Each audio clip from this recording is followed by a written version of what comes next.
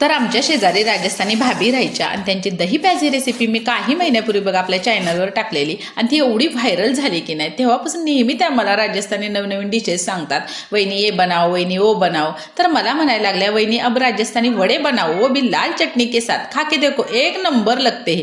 काय नाही हो, अगदी सोप्पं आहे. लाल चटणीसाठी की नाही पहिल्यांदा लसूण सालीसकट पाण्यात 1-2 मिनिटं ठेवायचा. मग स्वच्छ धुवून तो मिक्सरच्या भांड्यात घ्यायचा. त्याच्यात मीठ, जिरा आणि काश्मीरी मिरची पावडर 1 चमचाभर घालायची. थोडंसं पाणी घालून ते मिक्सरला बघा फिरवून घ्यायचं आणि मग गाळणीनं गाळून घ्यायचं. पातळ अशी त्याची चटणी करायची. वरून मस्त कोथिंबीर टाकायची. आता वड्यांसाठी की नाही मुगाची डाळ 4-5 तास भिजवून घ्यायची. त्याचं सगळं पाणी नितळून घ्यायचं. मग मिक्सरच्या भांड्यात की नाही डाळ, आल्याचे तुकडे, धना पावडर आणि चवीपुरतं मीठ घालून ते मिक्सरला जाडं भरडं फिरवून घ्यायचं.